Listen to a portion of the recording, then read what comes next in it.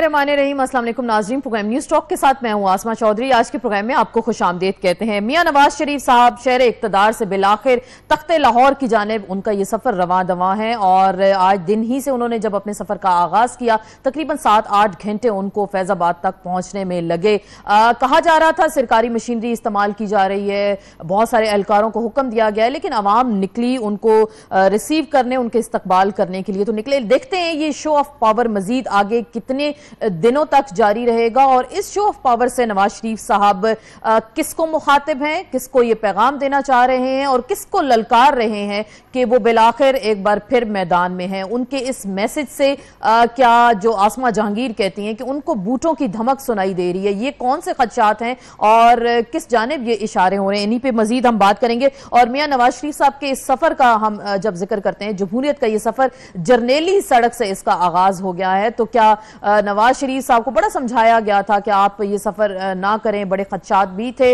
वजारत दाखिला की जानिब से, सिक्योरिटी एजेंसीज की जानिब से भी, लेकिन वो बज़िद थे कि वो अपना सफर जीटी रोड के जरिए जारी रखेंगे। आज के प्रोग्राम में इसी हवाले से हम बात करेंगे और जो बार बार जहनों में एक सवाल गर्दिश कर रहा है कि नवाज शरीफ साहब क्या वाकई अपने खदशात का इजहार करेंगे, जो खुलकर कहते रहे हैं कि मेरे दिल में और सीने में बड़े राज दफन है, आप मेरा मुंह ना ही खुलवाएं। इस पर मजीद बात होगी, लेकिन सबसे पहले चलते हैं आज के कुछ अहम पॉइंट्स की जानिब।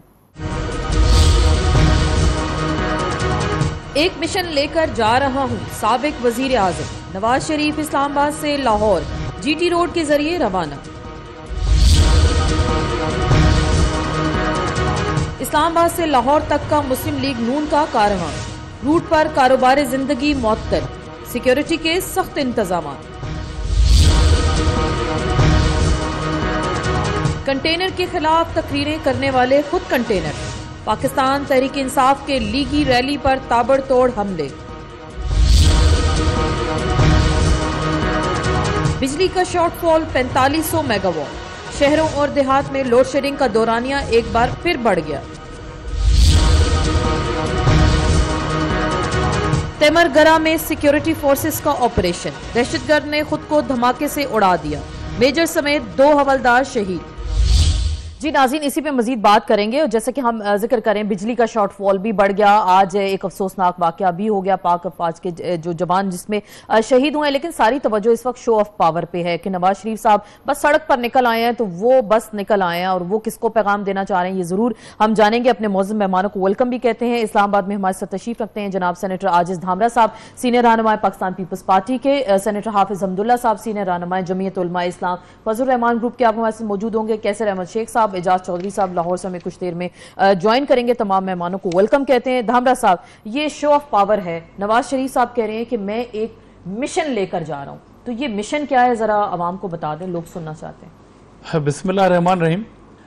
देखें, वो एक सियासतदान तो है और वो जा रहे हैं अपने सूबे में, मगर इस बार चेंज ये है, और नवाज शरीफ साहब मिशन तो लेके जा रहे हैं, मगर पूरी कौम को ये पता है और पता होना चाहिए कि वो जो है वो अंडर ट्रायल भी हैं। मतलब ये नहीं है कि सिर्फ वो आइन के आर्टिकल 62 हो गए, वो तो हुए गलत बयानी की वजह से, क्योंकि आइन के आर्टिकल 62 और 63 जो करप्शन से ताल्लुक नहीं रखते, वो सादिक और अमीन के लिहाज से रखते हैं, जो गलत बयानी के ब्याह पे होगी।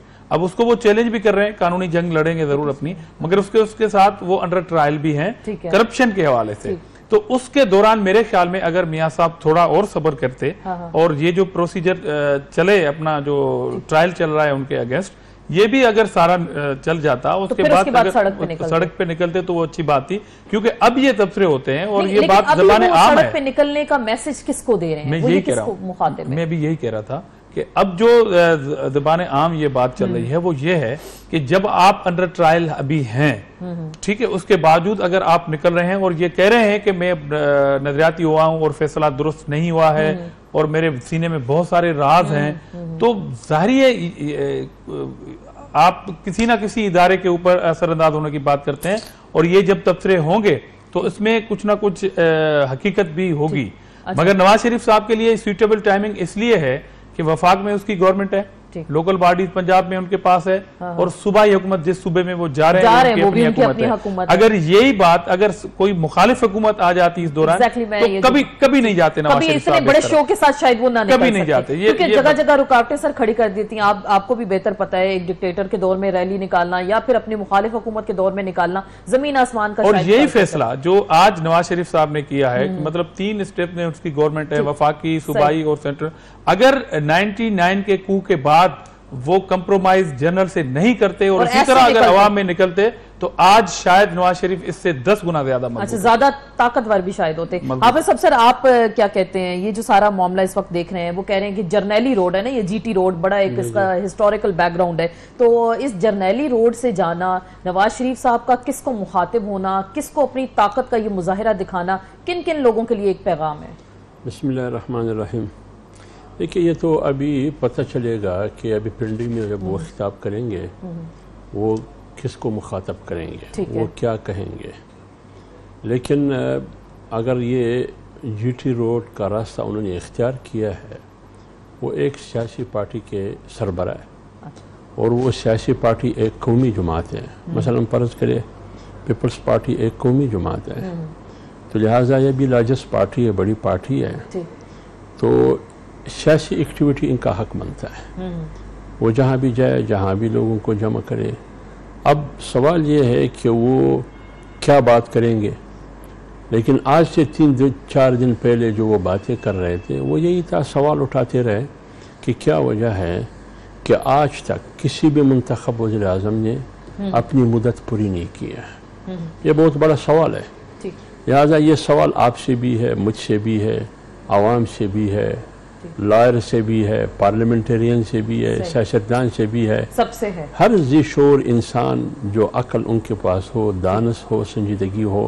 क्या वजह है कि एक मैंडेट जो अवामी मुंतखब अवाम का नुमाइंदा, वो 47 से लेकर आज तक अपनी मुद्दत पूरी न कर सके। ये सर इसका जवाब जरूर तलाश करें। सॉरी आपको इंटरप्ट करें, अभी वो नसरुल्लाह मलिक साहब जो एग्जीक्यूटिव डायरेक्टर हमारे न्यूज़ है न्यू टीवी के, रैली के साथ मौजूद है और दिन भर लाइव कवरेज भी आप देते रहे और इस रैली को अपनी आंखों देखा हाल भी सुनाते रहे। अस्सलाम वालेकुम मलिक साहब। मलिक साहब, ये जो आज की रैली है इसको आप कैसे देख रहे हैं? जाहिर बात है आप तमाम दिन इस रैली के साथ मौजूद थे और बिल आखिर अब ये पिंडी में दाखिल हो रही है ये रैली इस वक्त, तो क्या जो नवाज शरीफ साहब कह रहे हैं ना, मैं एक ही सवाल बार बार सब गेस्ट से जानना चाह रही हूँ, वो कह रहे हैं कि मैं एक मिशन लेकर जा रहा हूँ, तो ये मिशन क्या है, इसका जवाब आप बता सकते हैं?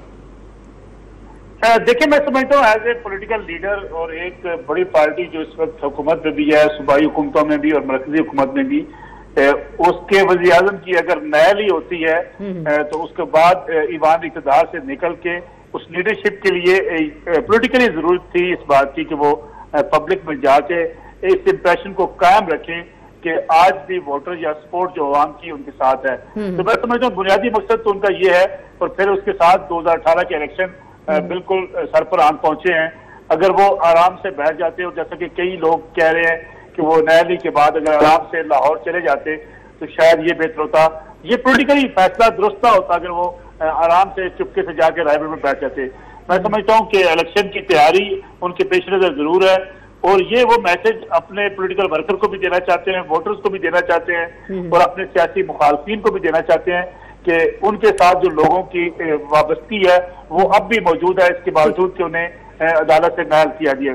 दूसरा, वो एक उनका मकसद ये है कि ये बावर कराना भी उन हलकों में जिन हलकों की हमेशा से ख्वाहिश रही है कि पाकिस्तान में कोई स्टेबल पॉलिटिकल गवर्नमेंट जो है वो ना चल सके या कोई पॉपुलर लीडरशिप जो है वो मौजूद ना रहे, तो उनको ये बावर कराना कि नवाज शरीफ आज भी पॉपुलर हैं और लोग उनके साथ आज भी। तो ये मलिक साहब, आपको रैली मुतासर कुन लग रही है? लोगों का जोश जज्बा कैसा है? क्योंकि बड़ी शिकायत भी आई कि कारोबारी जिंदगी मफलूज हो गया, दोनों जुड़वा शहरों के लोग सुबह से लेके शाम तक शायद सड़कों पे थे, स्कूल लोगों बच्चों ने जाना था, दफातर के लोग रुल गए, तो ये तमाम तरह जरा मंजर बताइएगा आपने जो देखा। देखिए, बुनियादी तौर पर रैली की जो सिक्योरिटी के इंतजाम थे उसके नतीजे में तमाम जो रूट थे जहाँ जहाँ रैली गुजरी, इस्लामाबाद में भी आपने देखा कि जहां से मियां नवाज शरीफ का जुलूस गुजर रहा था उसमें जो एंटर होने वाले रास्ते थे वो सारे ब्लॉक किए गए, जिसकी वजह से आपको इस्लामाबाद के अंदर भी आम शहरियों को भी मुश्किलात का सामना करना पड़ा और रावलपिंडी के अंदर भी मई रोड में जो एंट्री है मुख्तलिफ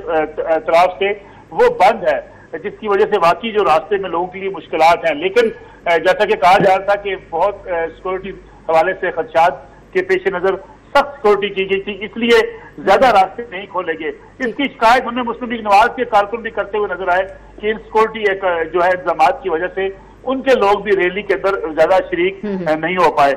लेकिन अगर रैली को आगाज से देखा जाए तो जो स्ट्रेटजी मुस्लिम लीग नवाज ने इख्तियार की थी, उन्होंने यही इख्तियार की थी कि इस्लामाबाद में पंजाब हाउस में उनके लोग ज्यादा ना पहुंचे, क्योंकि अगर पंजाब हाउस के अंदर वो सारे लोगों को पहुंचाने में या डी चौक में कामयाब होते तो शाम के वक्त जब मियां नवाज शरीफ रावलपिंडी में दाखिल हो रहे हैं तो शायद उस वक्त लोग एग्जॉस्ट हो चुके होते हैं। यही स्ट्रेटजी इख्तियार करके वो आज पिंडी में दाखिल हुए हैं। मैं समझता हूँ रावलपिंडी के अंदर दाखिल होकर इंप्रेसिव शो करने में अब तक तो कामयाबी। अब आगे देखते हैं कि आगे क्या होता है। बहुत बहुत शुक्रिया नसरुल्लाह मलिक साहब हमारे साथ मौजूद थे, बड़ी डिटेल से हमें वो बता रहे थे जो मंजर दिन भर देखा और किस तरह से ये रैली रवां दवां है। एजाज चौधरी साहब ने भी हमें ज्वाइन किया है, सीनियर रहनुमा पाकिस्तान तहरीक इंसाफ के, लाहौर से हमारे साथ मौजूद होंगे। आपको भी सर वेलकम कहते हैं। लेकिन आपसे आने से पहले हाफिज साहब जो बात कर रहे थे, आप ये फरमा रहे थे कि जितने भी वज़राए आज़म आए 47 से लेकर अब तक उनको घर भेजा गया। सर आप भी जानते हैं किसी न किसी तरह से, क्योंकि वक्ती अपोजिशन होती थी और अपोजिशन के लोग ही होते थे और कोई ना कोई बीच में आंसर आ जाता था जिसके जरिए घर जाते थे, तो क्या माजी से सबक नहीं सीखते हमारे वज़राए आज़म? ये क्या वजह है कि बीच में कोई ना कोई आंसर सिर्फ सिविलियन क़यादत के लिए आता है और जो डिक्टेटर और आमिर आता है उसके लिए बीच में कोई मुश्किल नहीं आता है, वो बआसानी 10 साल पूरे कर देते हैं। मसला क्या है? मैंने पिछले दिन भी आज भी मैंने सीनेट में कहा, मैंने कहा मसला करप्शन नहीं है। क्योंकि अगर मसला करप्शन होता तो 2 दफ़ा बेनज़ीर की हुकूमत करप्शन की बुनियाद पर ख़त्म कर दी गई ना, तो क्या करप्शन ख़त्म हुआ? किसने 10 साल पर हुकूमत की? और फिर उसके बाद मुशर्रफ आए, नवाज शरीफ की हुकूमत ख़त्म कर दी गई तो करप्शन की बुनियाद पर ख़त्म की गई। यहाँ तक कि नेब का इदारा भी बना, एहतिसाब का इदारा भी बना, जिन लोगों के खिलाफ केसेस बनी उन लोगों को ब्लैकमेल करके वो हुकूमतों में उनके साथ शामिल रही। तो सर इसमें इस्तेमाल तो सियासतदान ही होते हैं ना, चाहे वो कभी ऑपोजिशन का हिस्सा होते हैं कभी इक़्तिदार का। यही बात इसी बात पर आता हूँ। तो लिहाजा मसला फिर कहाँ है? मसला है वज़ीर आज़म, हर वो वज़ीर आज़म जो सिविलियन बैलादस्ती चाहता है। अच्छा। मैंने पिछले दिन भी कहा, पिछली बार भी आप यही एग्जैक्टली ये बात करके गए। यानी वो सिर्फ इख्तिदार नहीं चाहता है, वो इख्तिदार के साथ इख्तियार भी चाहता है। सर इस पर अदलिया के साथ कोई ऐसा मसला था कि अदलिया से वो सिविलियन बालादस्ती चाह रहे थे लेकिन भेजा तो इनको अदलिया ने घर में, इस बार फौज ने या भूटो वालों ने उनको घर नहीं भेजा। अदब के साथ जो तासुर है, आम तासुर जो मुल्क में है, जो संजीदा लोग देते हैं, वो तासुर ये है कि फ़र्क सिर्फ इतना है कि पहले बूट होता था, यानी फैसला बूट करता था, बाद में सूट होता था। अच्छा, सूट होता था। इस दफा पहले सूट ने फैसला किया, बूट ने तहफ़्फ़ुज़ दिया। बूट ने तहफ़्फ़ुज़ दिया। सर ये बड़ी सख्त बात कह गए, कोई कंटेम्प्ट ना। मैं नहीं कहता हूँ भाई, मैं आप अवामी तासुर की बात कर रहे हैं और 62-63 पे भी हम आएंगे जो भी निगोसिएशन होने जा रही है। एजाज चौधरी साहब, सर ये तो आज बड़ी रैली निकल रही है इस्लामाबाद से, आपके शहर लाहौर आ रहे हैं, मियाँ साहब अपने घर जाना चाह रहे हैं, पावर शो कर रहे हैं, तो आप तमाम तर चीज़ों को कैसे देख रहे हैं कि आप इसको एक कामयाब रैली कह सकते हैं क्या? बहुत शुक्रिया आसमा। पहली बात तो ये है कि जो लोग आमिर के साथ खड़े रहे हैं वो ज़रा तबसरा करते हुए ज़रा सोच ज़रूर लिया करें। दूसरा ये है कि पाकिस्तान के अंदर कभी एहतसाब का कोई मौसर अदारा नहीं रहा है और ये जो हुकूमतों के गिराने की बात है ये सब एक दूसरे के साथ मिली भगत है और कभी भी किसी की करप्शन को किसी ने पूरी तरह सॉर्ट आउट नहीं किया पाकिस्तान के अंदर। ये पाकिस्तान की 71 साल तारीख में पहली मर्तबा हुआ कि इंकशाफ यहाँ पर किसी ने नहीं किया, किसी की हुकूमत को नहीं गिराया गया, किसी के पीछे किसी को नहीं खड़ा किया गया। पहली दफा बैनुल अक़वामी सतह पे एक इंकशाफ हुआ और जो वक्त का वजीर आज़म है उसको एक मर्तबा नहीं कम से कम 6 मर्तबा 1.5 साल तक मौका फराहम किया गया कि वो अपनी सफाई पेश कर सके। कोशिश करेंगे दोबारा रब्ता करें कि ऑडियो का कुछ प्रॉब्लम आ गया। कैसर अहमद शेख साहब हमारे साथ मौजूद हैं, सीनियर रहनुमा पाकिस्तान मुस्लिम लीग नून के रुकन कौमी असम्बली भी हैं। अस्सलाम वालेकुम शेख साहब। जी जी शेख साहब, ये नवाज शरीफ साहब आपके जो कायद हैं लाहौर तशरीफ ला रहे हैं, बड़े यहाँ से आगाज तो हो गया, कहा जा रहा है 2-3-4 दिन भी लग सकते हैं उनको यहाँ से जाने में, और बड़े खदशात का भी उन्होंने इजहार किया था, सिक्योरिटी थ्रेट्स भी थे। बिलाखिर खैर वो जा तो रहे हैं इस सफर में, तो आप क्या देखते हैं, क्या वाकई मुखालफिन को जो आप लोगों ने मैसेज देना था वो अब आप दे चुके हैं बड़े दबंग तरीके से? बिस्मिल्लाहिर्रहमानिर्रहीम। आसमा, बड़ा अच्छा सवाल आपने किया है। देखिए, मियां नवाज शरीफ साहब ने जो फैसला किया वो एक आला जो स्टेट्समैनशिप होती है उसका इजहार है, क्योंकि वो दुनिया में बहुत अरसा से वो पाकिस्तान के लीडर हैं और तीसरी बार वजीर आजम मुंतखब हुए।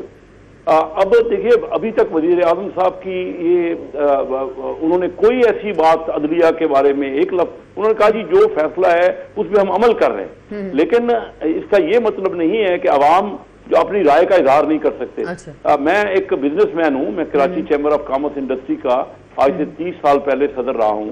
तो मैं ये कहना चाह रहा हूँ, अकाउंटिंग की बात हो रही थी, जो फैसला हुआ है वो प्योरली एक बिजनेस का अकाउंट्स का फैसला है कि रिसीवेबल जो किसी से पेमेंट वसूल करनी होती है उसका वो एसेट होता है या नहीं होता। पाकिस्तान में आमतौर पे 90% बिजनेस में ये रिवाज है कि जब पेमेंट एक्चुअल वसूल होती है या एक्चुअल देनी होती है तो तब उसको पेएबल या रिसीवेबल करते हैं। लेकिन अगर कोई प्योरली अकाउंटिंग टर्म में उसको पेएबल और रिसीवेबल भी दिखा दे तो कोई हर्ज नहीं है।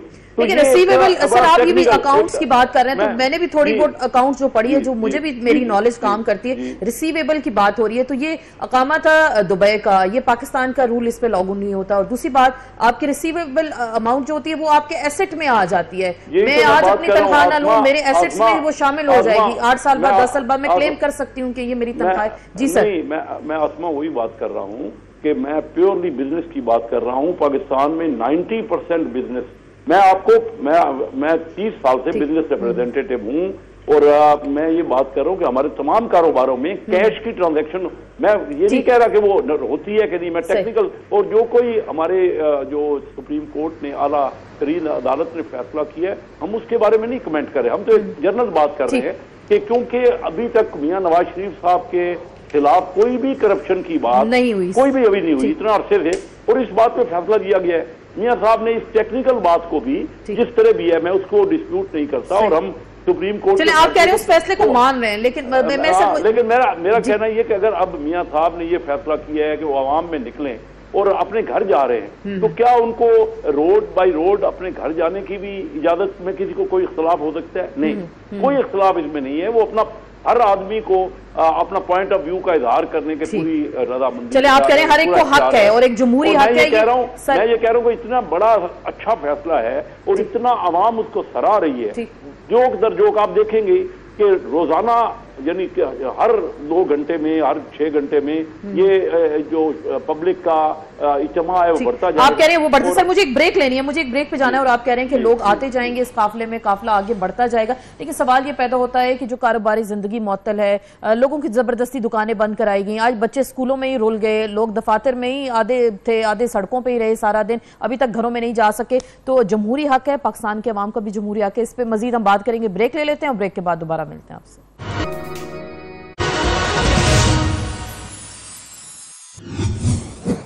जी नाज़रीन, ब्रेक के बाद आपको खुश आमदेद कहते हैं। साबिक वज़ीर आज़म का मिशन इम्पॉसिबल इस वक्त जारी है। 6 रोड तक ये काफिला पहुंच चुका है और कुछ देर में कमेटी चौक पहुंचकर वो अपना पहला खिताब करेंगे, जो कि लोग सुनना चाहते हैं कि वो क्या कहने जा रहे हैं। साथ साथ हम पाकिस्तान की पॉलिटिक्स को भी डिस्कस करें। ब्रेक पे जाने से पहले हाफिज साहब ने बड़ी अहम बात की कि माजी में वज़ीर आज़म को जब घर भेजा जाता था तो फैसला पहले बूट करता था और सूट उसको तहफ़्फ़ुज़ देता था। इस बार उन्होंने कहा अवामी तासुब यह है कि फैसला सूट ने किया और बूट ने तहफ़्फ़ुज़ दिया है। तो जमहूरी जमात पीपल्स पार्टी, हम जरा जरूर पूछते हैं कि वाकई आपको ऐसा लगा इस बार ऐसा कोई मंजर है, और जो खदशात इस्टेब्लिशमेंट के लिए वो किए जा रहे हैं, क्या वाकई इस तरह का हुआ? नवाज शरीफ साहब को क्या प्री प्लान घर भेजा गया? अगर ये बातें होती हैं तो फिर तौहीन अदालत तो लग सकती है।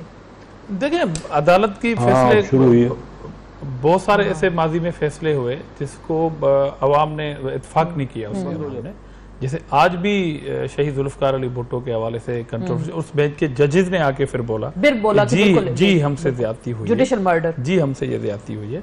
तो मेरे ख्याल में अब मुदाखलत तो रही है, सिविलियन गवर्नमेंट को बर्दाश्त करना और उसको मजबूत करना, ये बहुत बड़ा सवाल है। ये तो सर पनामा केस आया, कोर्ट में ले गए, मामला आगे चला और ये एक सवाल अपनी जगह पर मौजूद है कि इस मुल्क में जितनी भी एज है इस मुल्क की, उसमें सिविलियन गवर्नमेंट जितनी बार भी आए और प्राइम मिनिस्टर ने अपना टेन्योर पूरा नहीं किया, ये अपनी जगह पर सवाल मौजूद है। मगर मेरे ख्याल में ये जो फैसला आया नवाज शरीफ साहब का, वो कह रहे हैं कि जिस आर्टिकल के हवाले से वो कह रहे हैं कि हम शिकार हुए हैं, जब 18th अमेंडमेंट हो रही थी इस मुल्क के अंदर, तो हम सब बैठे और 8वीं तरमीम का खात्मा आया, जो एक प्रेसिडेंट हाउस में एक शख्स बैठ के इस मुल्क के करोड़ों अवाम के मैंडेट से मुंतखब होने वाली हुकूमतों को डिसमिस करते थे 52 के, उसको खात्मा किया। और ये फिर डिस्कस में जब आया आर्टिकल 62 और 63, तो सबसे बड़े मुहाफिज जो थे वो मियां साहब और उसकी पार्टी, उन्हीं पे चल गया, वो सबसे बड़े मुहाफिज थे। तो अब उनको ये फैसला मेरे ख्याल में आर्टिकल 62 और 63 के हवाले से अमेंड करना पड़ेगा। तो उस पे मियां साहब को जरा गौर फिक्र कर देना चाहिए। साहब ने कहा है कि मैं इत्तेहादी जमातों से, मगर इसमें जो अहम चीजें, ये जो इस्तकबाल हो रहा है मियां साहब का, मुस्लिम लीग नून के कारकुनों को बड़े अरसे के बाद ये मौका मिला कि वो प्राइम मिनिस्टर से हट के नवाज शरीफ साहब को जरा रिसेप्शन दें, क्योंकि इससे पहले उनको मौका इसलिए नहीं मिला कि मियां साहब जब डिक्टेटर का दौर आया तो मुआहदे करके बाहर चले गए। इस मरतबा उनका बेनिफिट ये है कि हुकूमतें उनकी अपनी है, लेकिन फिर भी वो अवाम में जा रहे हैं, पब्लिक में जा रहे हैं। मगर अवाम के लिए जो खतरनाक बात यह है कि तमाम हुकूमती मशीनरी और वज़रा और वज़ीर आज़म वो सिर्फ लगे हुए हैं वज़ीर आज़म साहब के सारे हमनवा कवाली गाने में, और हुकूमती मसाइल जो हैं वो गंभीर होते जा रहे हैं। ये बड़ा अहम सवाल। ये एक तो जो बात हो रही है शो ऑफ पावर की, नवाज शरीफ साहब जा रहे हैं, कारोबारी जिंदगी मफलूज हो गया, दुकानें बंद करा दी गई, सिक्योरिटी के लोग उनके साथ साथ हैं, ये 3-4 दिन 5 दिन कहा जा रहा है ये जुलूस चलता रहेगा, GT रोड से आगे जाएगा। तो ये मामलात जिंदगी कैसे चलेंगे, कैसे इनको मैनेज किया जाएगा तमाम तर चीजों को? आसमा, मैंने आपसे दरख्वास्त करनी है कि यानी 35 मिनट गुजर गए, जरूर सर आपको टाइम, तो मेरी बारी नहीं आई एक मरतबा, तो कुछ टेक्निकल मसला बन गया, मुझे कुछ गुजारिश करने का मौका दे दीजिएगा।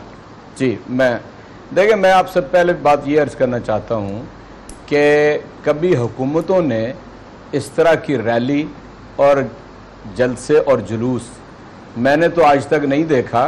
और ये खुद कहा करते थे कि अपोजिशन का तो जाहिर है ये जिम्मेदारी होती है कि वह आवाम की आवाज़ बने, पार्लियामेंट के अंदर भी, पार्लियामेंट के बाहर भी, सड़कों के ऊपर भी रहे।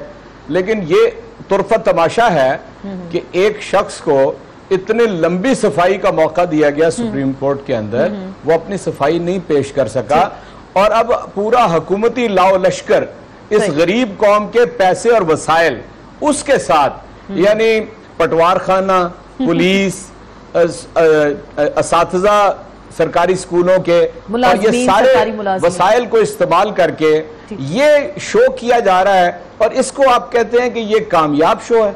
इस तरह का कामयाब शो होता है कि वो मनसूख कर चुके अपने खिताब वहां से, पंजाब हाउस से चलने से लेकर अब तक, सिर्फ इसलिए कि उतनी ऑडियंस अवेलेबल नहीं थी जितनी वो चाहते थे कि खिताब के मौके पे मौजूद हो, और आज रात यहीं पे हो गई है। इसलिए मैं समझता हूं पहले तो आप ये समझ लें कि ये बिल्कुल एक फेल और फ्लॉप शो है। दूसरी बात, इसके मकासद क्या हैं, यानी इसके मकासद क्या हैं?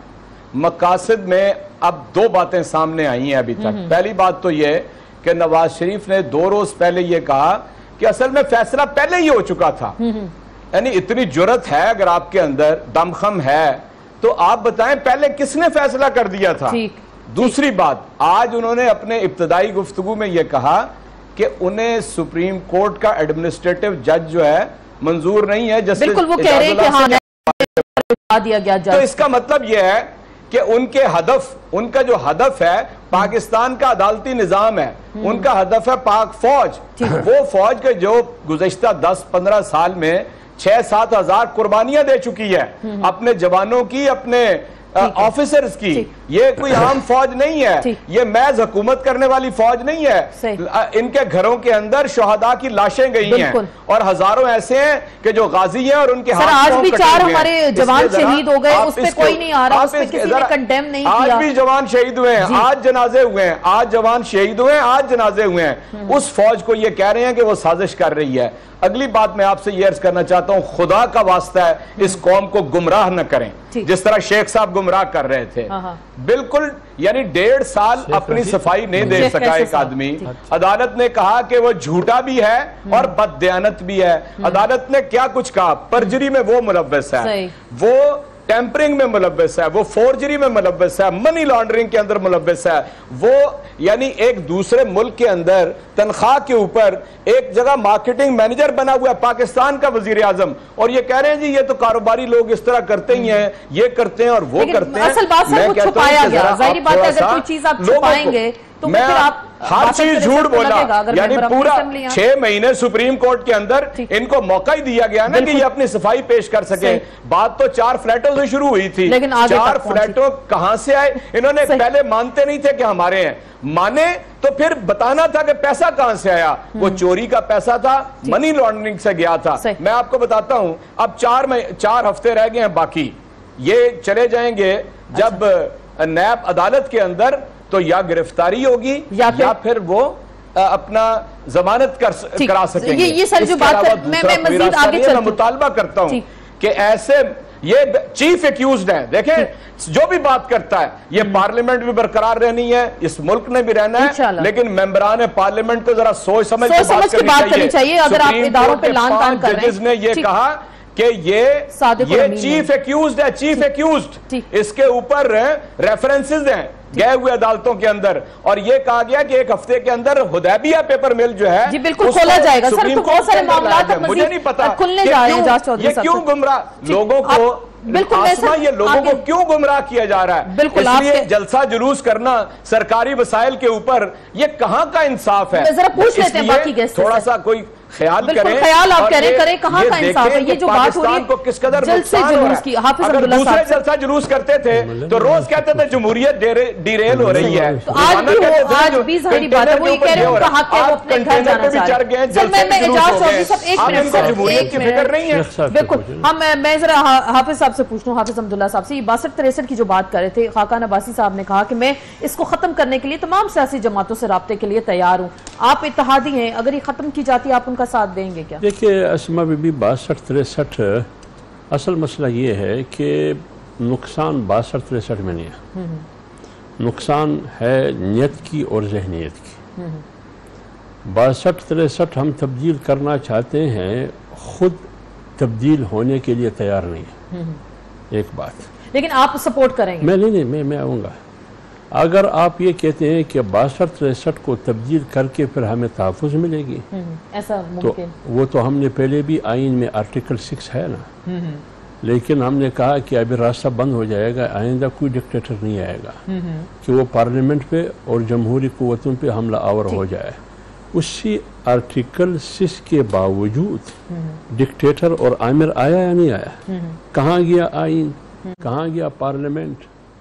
मैंने आपको पहले कहा मसला न 62 है, न 63 है, न आर्टिकल 6 है। अच्छा, ठीक है, मसला जहनीत की माइंडसेट का है। चलिए सर, आप ये बार बार सिविलियन बालादस्ती की जो बात कर रहे हैं, वो जो कह रहे हैं कि आप फौज को आप मलाइन करते हैं कि जी फौज हमारी देखें कुर्बानियां दे रही है, ऑपरेशन ज़रबे अज़्ब हो या दूसरा अभी ऑपरेशन जिस वक्त जारी है, आप देखें हमारी फौज तो लाशें उठा रही है। फिर साथ साथ वो ये कहते हैं कि जी बैठ के जब फौज को मलाइन करते हैं या लान तान करते हैं, ये फिर ये जस्टिफिकेशन बनती है क्या? मैं फौज को मलाइन करते हैं, PMLN वाले अदलिया को मलाइन करते हैं, साजिश अदलिया कर रहा है, साजिश फौज कर रहा है, ये हमें पता नहीं है। PMLN क्या कहते हैं? PMLN बार-बार कहते हैं, सिविलियन बालादस्ती की बात करते हैं तो वो फौज से जरा थोड़े से अपने इख्तियारात अपनी तरफ लेने की बात इदारा मुलव्वस नहीं है, शख्सियात है इसमें, वो कहते हैं इदारों की बात वो नहीं करते हैं, शख्सियात की बात करते हैं। लेकिन बात यह है कि अगर वो फर्ज करे माजूल हुआ बैसत वज़ीर-ए-आज़म, अब वो नहीं रहे, अब वो आवाम के पास जाता है। पहले भी उन्होंने कहा कि मैं फिर आवाम के पास जाऊँगा, ये फैसला मैं आवाम के पास लेके जाऊंगा। आवाम एक्सेप्ट करते हैं या नहीं करते हैं? अगर फर्ज करे एक आदमी लॉकडाउन करता है एक आदमी 126 दिन का धरना करता है, एक आदमी पार्लियामेंट पे हमला करता है, एक आदमी पार्लियामेंट को दुबिगाट बनाता है, एक आदमी पीटीवी पे हमला करता है, तो ये सारे जमहूरियत के ज़मरे में आते हैं। लेकिन अगर एक आदमी आवाम के पास जाता है, उसका अपना फैसला है, तो उनको जाने दें। चले वो जाने दें सर, इजाजत है, लोग उनको वेलकम कर रहे हैं। शेख साहब आपसे ये जानना चाहेंगे, एजाज चौधरी साहब ने कहा कि वो अवाम में जा रहे हैं, ठीक है वो जाएं, लेकिन जो सरकारी मशीनरी का इस्तेमाल किया जा रहा है, लोगों को कारोबारी जिंदगी बंद किया जा रहा है, तमाम तर तवज्जो सिर्फ इसी पे है कि पावर शो कराए जाएं, मुल्क में लोड शेडिंग का बहरान दोबारा हो गया, बॉर्डर पे हमारे फौजी मारे जा रहे हैं, किसी की इस तरफ तवज्जो नहीं है, तो ये शो ऑफ पावर लोगों को दुकानें बंद करा के या साइड पे करके इससे आप कामयाब कर सकेंगे क्या? जी देखिए, एजाज चौधरी साहब ने बड़ी तफसील से बात की और हमने तअम्मुल के साथ उनकी बात सुनी। तरीकाकार भी यही है डिबेट का कि एक बात करे और दूसरा उसको सुने, अपने अपने आर्गूमेंट दें। अब मैं ये बताना चाह रहा हूं कि फौज के बारे में इन्होंने बात की। फौज तो हम सबकी फौज है। कब को पाकिस्तान मुस्लिम लीग के किसी भी नुमाइंदे ने फौज का नाम भी लिया? देखिए मेरी बात सुनिएगा, कब मैं खुद और हमारे सारे मेंबरान बड़ी इज्जत करते हैं फौज की, उनकी बड़ी कुर्बानियां हैं, हमारे मुल्क के लिए बहुत ज्यादा उन्होंने काम किया है। कराची में मैंने देखा है जो लॉ एंड ऑर्डर सिचुएशन को संभाला है, जिस तरह जो रेंजर्स ने और फौज ने जो, और हमारी सिंध गवर्नमेंट ने भी उसके साथ, हमारी फेडरल गवर्नमेंट ने फैसला किया। मैं उस फैसले में मौजूद था जब मियां नवाज शरीफ साहब ने कराची में आके फैसला किया। कराची में बिजनेस बिल्कुल खत्म था। अब देखिए कराची में हालात बहुत बेहतर है बिजनेस के, जो हमारा कमर्शियल हब है, जो हमारा बिजनेस का हब है। तो संजीदगी की बात यह है कि हमने कभी फौज के खिलाफ बात नहीं की, बल्कि मियां साहब ने यह भी कहा कि हम इदारों के से लड़ना नहीं चाहते और ना इदारों के खिलाफ कोई बात है। लेकिन ये एक हकीकत को मानना पड़ेगा कि 70 साल में कभी किसी सिविलियन को 5 साल किसी न किसी वजह से, वो जायज है या नाजायज, शायद एक भी आदमी उस पर पूरा उतरा नहीं उस क्राइटेरिया पे कि 70 साल में वो अपनी 5 साल की हुकूमत को मुकम्मल कर सके। देखिए 16 जो ये कह रहे हैं ना कि ये कि मुल्क बंद है, आपने भी कहा और एजाज चौधरी साहब ने भी कहा, 16 महीने हो गए मुल्क को बंद हुए। हमारे बिजनेस स्टैंड स्टिल है, कोई सुनने वाला नहीं है, यहाँ पे कोई फॉरेन इन्वेस्टर आ नहीं रहा। वजह क्या है? अगर हम लड़ते रहेंगे, देखिए दुनिया कहाँ पहुंच गई है। आज ही कोरिया के ऑनरेबल स्पीकर यहाँ आए हुए थे और मैं उनके साथ हूं, अभी मैंने उनको सी ऑफ करना है जाके। मैं ये सिर्फ कहना चाह रहा हूं कि कोरिया और पाकिस्तान 60s में एक जैसे थे इकोनॉमिकली।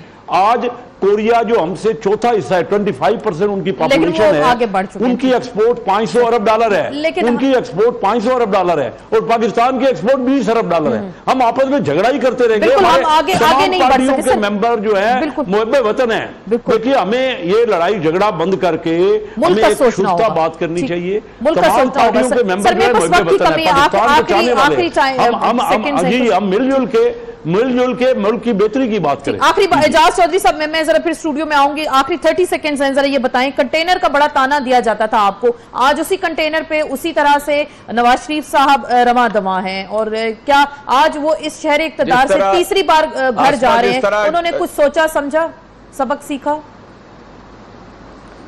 नहीं, कोई सबक नहीं सीखा। मेरा ख्याल है वजीर आजम गिलानी को जो कुछ कहा करते थे ना, आज उनके सामने वो शीशे की तरह आ गया और अपना थूका हुआ चाट रहे हैं, कह रहे हैं वो गलत हुआ था। और दूसरी बात, ये सूट और बूट की बात तो अभी हुई है, ये जो पहले फैसला हो चुका है ये तो अभी हुई है। अब आप फौज को किस तरह मतून करते हैं? कहते नहीं अदारा नहीं है, अफराद हैं। तो भी अफराद हैं तो आप बताएं कौन है। इसलिए मैं समझता हूं कि ये इसके मकासद जो इस रैली के हैं वो कन्फ्रंट्रेशन है फौज के साथ, अदालत को डिसमेंटल करना है। और मैं शेख साहब की खिदमत में ये अर्ज करना चाहता हूं, नवाज शरीफ ने कभी और उसकी पूरी कभी अपने जो गोशवारे हैं उसमें नफा जाहिर किया हो? टोटल कारोबार तमाम जिंदगी लॉस में है और उनकी दौलत के अंबार जो बढ़ते जा रहे हैं। सर इस पे हम अलग से एक प्रोग्राम कर लेंगे। मैं आगे जरा स्टूडियो में आ जाऊं, आखिरी बात धामला साहब करेंगे। वो जो बहुत सारे खदशात का इजहार किया जा रहा है, एजाज चौधरी साहब कह रहे हैं इस रैली का मकसद कन्फ्रंट्रेशन है, तसादुम है, कोई महाजर आई है, क्योंकि वो खुलकर इजहार कर रहे हैं। मैंने पहले ही कहा कि आप अभी अंडर ट्रायल हैं। ये नहीं हुआ है कि एक ही चीज और आप उसमें आप नायल हो गए हैं और आप जा रहे हैं बड़े सुरखरू होके। अभी आप अंडर ट्रायल हैं, वो केस अभी अलग चलना है नेब के पास। मगर मैं ये कहता हूँ कि गलतियों और हादसात से लोग सीखते हैं। मियां साहब क्या आपने जलसों में तमाम तकारीर में ये कहते जाएंगे कि उन्होंने जो मेमो स्कैंडल में जो कोट पहन के अदालत में चले गए थे और गिलानी साहब से जिस तरह इस्तीफा मांग रहे थे कि आप अदालती हुक्म पर अमल करें, जब आप क्लियर हो जाएंगे बाद में। लेकिन कल उन्होंने माजरत के साथ ये कहा कि गिलानी साहब को घर भेजना एक गलती थी, तो वो गलती नहीं, वो तो अदालत की गलती के हवाले से ये बात कह रहे हैं ना, खुद इनका मुतालबा गलती पे मुबनी था। बहुत मैं बस वक्त की कमी, हाफिज साहब आपको बहुत बहुत शुक्रिया, सेनेटर साहब आप तमाम मेहमानों का शुक्रिया। और इसी नोट के साथ कि नवाज शरीफ साहब आज इस शहर इक़्तिदार से तीसरी बार अपने घर जा रहे हैं, क्या उन्होंने माजी की गलतियों से सबक सीखा या नहीं सीखा, इस शो ऑफ पावर से वो अवाम को क्या मैसेज देना चाह रहे हैं, कुछ देर बाद जरूर पता चल जाएगा। क्या हालात तसादम या कन्फ्रंटेशन में अगर जाते हैं तो किसका भला होगा और किसका नुकसान होगा, आने वाला वक्त बेहतर बता सकता है। इसके साथ ही आपसे इजाजत चाहेंगे, ट्विटर पर आसमा एस चौधरी पे फॉलो कर सकते हैं। फीडबैक का इंतजार रहेगा, इजाजत दीजिएगा।